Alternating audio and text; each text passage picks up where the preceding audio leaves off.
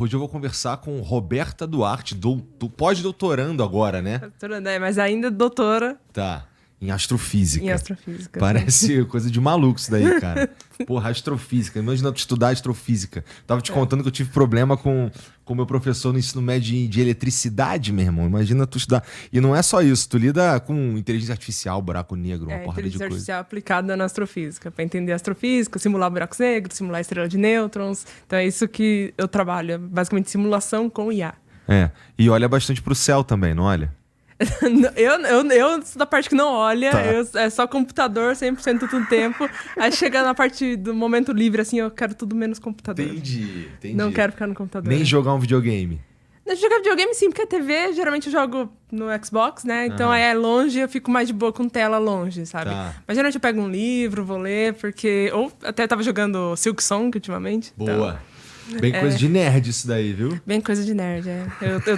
Eu faço bingo, né, nas coisas de nerd. Mas eu também tenho algumas coisas, assim, de nerd que eu curto pra cacete, cara. Os jogos que eu gosto, em geral, são jogos de nerd pra valer. Os caras, em geral, não gostam muito, não. Tipo, RPG japonês. Sabe? Ok, Coisa de nerd. Deve ficar escolhendo turninho, vai tacar magiazinha, vai summonar o bichinho. Bom, Roberta, IA, quando a gente fala... A gente já teve esse papo antes, mas quando a gente fala de inteligência artificial, em geral, a galera pensa em ChatGPT, pensa em fazer umas imagens, usar o Sora, fazer uns vídeos. Hoje tem umas aplicações que são um pouco menos óbvias. Elas são um pouco menos óbvias, mas isso não quer dizer que elas não são óbvias também. Tem várias... pequenos aplicativos usando inteligência artificial que estão surgindo para ajudar a gente a fazer uma porrada de coisa o tempo inteiro. Mas, em geral, umas coisas assim mais simples, não uma simulação de um buraco negro, né? Então, a inteligência artificial como ferramenta para um trabalho como esse, tu diria que isso acelerou... Como é que era feito antes? Tinha como? Tinha. Inclusive, a primeira simulação foi lá pela década de 80, 70, e foi feita à mão. Feita à mão. Entendi. O cara Um monte fez de à equação. mão. Ele pegou um monte de equação e aí ele foi fazendo os gráficos. Inclusive, é Luminé. É só procurar Black Hole Luminé e lá vai aparecer os desenhos dele, assim. E realmente muito parecido com as simulações realistas hoje, assim. Os desenhos Então, ele que começou com tudo isso, né? E aí, com o avanço da computação... aí começou os avanços de códigos numéricos, e aí entrou primeiro os hidrodinâmicos, que aí é só dinâmica de fluidos, depois magneto-hidrodinâmicos, que é dinâmica de fluidos mais equações de Maxwell, né, que é eletromagnetismo, e aí agora a gente tem os GRMHD, que a gente chama, que entra a relatividade geral, né, que aí são supercomputadores que conseguem fazer. Só que assim, a gente está num limite computacional, né? Deixa eu ver esse buraco negro de Luminé aí. Estamos no limite, tá dizendo? Essas primeiras imagens ali, ó. Nossa, então o cara já conseguia mostrar de um jeito... 1979, muito parecido com o que a gente... Muito parecido, muito parecido. Inclusive aquela ali, ó, aquela vermelha agora é o renderizada, né, do Luminé. Entendi. E aí, tipo, você vê que é realmente muito parecido. E tem uma história curiosa até sobre o Luminé. Eu não sei se é o aluno de doutorado dele, eu não sei, que fez o código pra fazer umas imagens assim. Só que o cara, tipo, ele morreu. E ninguém sabia a senha do computador. Olha que E ninguém delícia. conseguiu hackear. Puta merda. E perdeu o código. E até hoje ninguém sabe o código. E o cara, tipo, eram umas coisas bem foda assim. E, tipo, não... Dá pra reconstruir alguém dedicado o suficiente? Não dá pra reconstruir. Hoje a gente tem reconstrução. Só que, assim, é muito demorado. Tipo, tem simulação que demora um mês rodando em GPUs, sabe? Cluster de GPUs é muito demorado. Tanto que se você pegar o artigo da segunda foto do buraco negro, né? Que é do Sagitários à Estrela. Se você pegar, eu acho que, se não me engano, é o 7º ou 4º artigo. Um desses dois.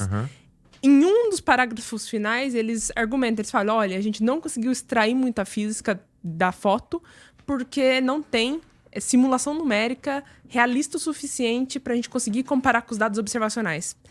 Então, por não ter... Nossa, que sentença difícil de compreender. Tipo, eu acho que vou refrasear.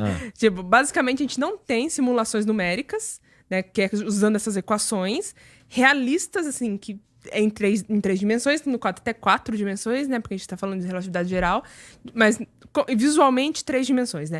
Em 3 dimensões, tipo, e simule a realidade muito bem, a ponto da gente conseguir comparar com as observações, que é as fotos, né? Que é as fotos do buraco negro que a gente tem hoje em dia. Então, a gente não consegue comparar, e é assim que a gente extrai física das coisas, né? A gente compara o modelo com as observações que a gente tem, né? E não consegue fazer isso, né? Não conseguia fazer isso na época. E é justamente uma limitação computacional, porque, assim, as ferramentas eles têm, né? Só que a questão é computacional, infraestrutura mesmo. Porque, imagina assim, uma simulação com dadas condições iniciais.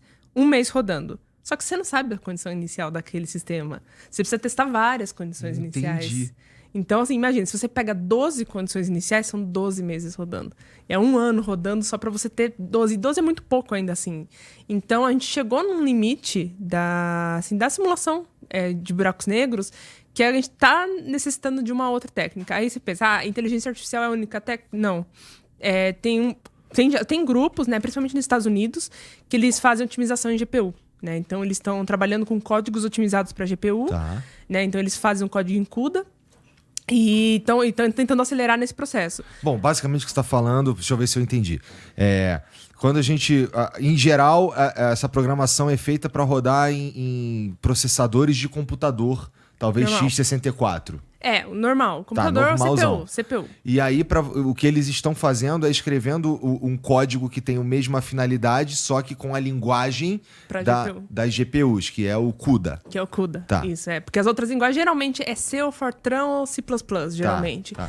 O CUDA, que é a linguagem da GPU. Né? Então, aí eles estão... Quer um café? Eu aceito. Tá. Obrigada. Então, eles estão otimizando. E, assim, eles estão fazendo trabalhos muito legais. Inclusive, até um amigo meu recentemente esteve lá, trabalhou com o pessoal. Ele tá trabalhando justamente com isso, com otimização em CUDA. E é bem legal o trabalho do pessoal, tá avançando bastante. Só que aí o outro lado é utilizando IA, né? Tipo, usar IA para acelerar esse processo, porque a IA, uma vez aprendeu, o processo de aprender pode ser demorado, mas aí depois que aprendeu, aí fica mais fácil, é muito mais rápido. No caso do meu trabalho, ficou 32 mil vezes mais rápido. O quê?